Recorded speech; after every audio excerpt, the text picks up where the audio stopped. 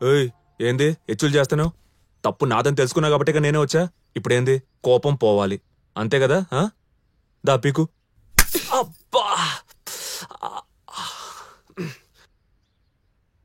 ఇంకోటి పీకు. ఇప్పుడు తగ్గిందా కోపం? కుట్టాగా తగ్గిపోయింది. అవునులే, నేను ఒకటి కొట్టాను కాబట్టి తగ్గదు, నువ్వు 2 కొడితేనే తగ్గుద్ది. అవును, ఎందుకు నడుచుకుంటూ వస్తాను? బస్ ఎక్కి రావచ్చు కదా. నేనంతే, కోపంగా ఉన్నప్పుడు ఏమి ఎక్కను, ఇలా నడుస్తూనే ఉంటా. అవునులే, మీరు కోపంగా ఉంటే బస్సు ట్రైన్ ఎందుకు ఎక్కుతారు? మా అమ్మల్ని ఎక్కుతారు గాని. పదా ఇక జీవితంలో తాగనమ్మ తల్లి, నీ మీదొట్టు. చాలు నవ్వింది, కూర్చో. మీ అమ్మాయిలకు కావాల్సింది ఎలాగైనా తీసుకుంటారా? మామూలు కాదే బాబు మీరు. ఇంకెప్పుడైనా తాగావో అప్పుడు చెప్తా నీ సంగతి.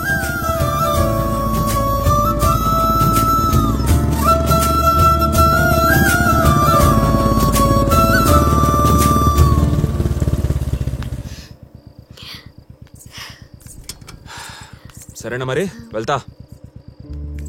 మళ్ళీ వస్తావా? ఎందుకు? ఈరోజు నా పుట్టినరోజు.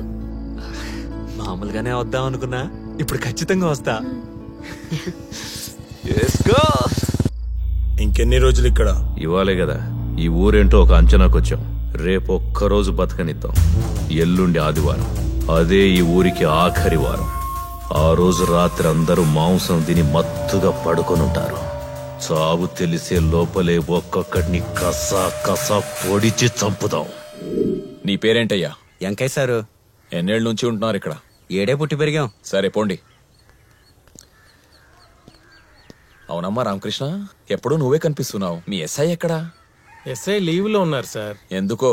వాళ్ళ ఆవిడతో విడాకులైంది, అందుకు సార్. ఓ, ద మోస్ట్ హ్యాపీయెస్ట్ మ్యాన్ కదా. నాకు వాళ్ళందరూ దొరుకుతారన్న నమ్మకం రోజు రోజుకి తగ్గిపోతుంది సార్. చూడు రామకృష్ణ, నీకు జీతం తక్కువ కదా, అందుకే నమ్మకం కూడా తక్కువ. నాకు జీతం ఎక్కువ కదా, అందుకే నమ్మకం కూడా ఎక్కువే. తప్పు చేశారు కదా, తప్పకుండా దొరుకుతారు. అయినా ఇప్పుడు నాకు నీతో ఈ సోది కన్నా మనం తిరగాల్సిన వాళ్ళు చాలా ఉన్నాయి. పద బండి. సరే సార్.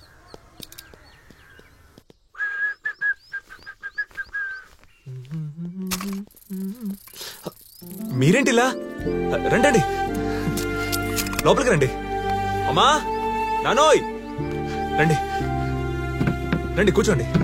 అమ్మా రండి రండి, కూర్చోరా. నాన్న కూర్చోండి. అమ్మా నమస్కారం అండి. నమస్కారం నమస్కారం. రానా. ఏంటండి సాంబయ్య గారు, పెళ్లి చూపులకు వచ్చి చాలా రోజులైంది, మీ నుంచి ఏ సమాధానం లేదు. ఈ మధ్యలో మా వాడికి ఎన్నో ఫోటోలు చూపించాను, కనీసం కన్నెత్తి కూడా చుట్టలేదు. సరిగ్గా నిద్రపోవట్లేదు కూడాను. అందుకే తండ్రిగా తట్టుకోలేక వాడిని నేనే ఇలా తీసుకొచ్చాను. మాకు అబ్బాయి చాలా బాగా నచ్చాడయ్యా, కాకపోతే మీరు అంత కట్నం అడిగేసరికి. అవన్నీ మా వాడి తలలో పొగరున్నప్పుడు సంగతండి. మీ వాడు మొత్తం దించేసాడుగా. చూడండి, కట్నం పేరుతో మేమే మా అబ్బాయిని అమ్ముకోలేం కదండి. పెళ్లి ఖర్చు మొత్తం నాదే. మీరు ఒప్పుకుంటే చాలు. అలాగేనయ్యా, మంచి రోజు చూసి పంతులు గారిని తీసుకుని మీ కాడకు వచ్చేస్తాను ముహూర్తాలు పెట్టించుకోవడానికి. మీరు ఒప్పుకున్నారు చాలు. మంచిది, శుభం. పదరా అబ్బాయి. ఒక్క నిమిషం ఆగండి. ఎలాగో మా ఇంటి కుర్రోడు అయిపోయాడు కదా, మీరు వెళ్ళండి. చక్కగా ఊరంతా చూపించి రాత్రికి మంచి మర్యాద చేసి రేపు పంపిస్తాను. ఏదో కూర సరదా. సరే, వస్తామండి.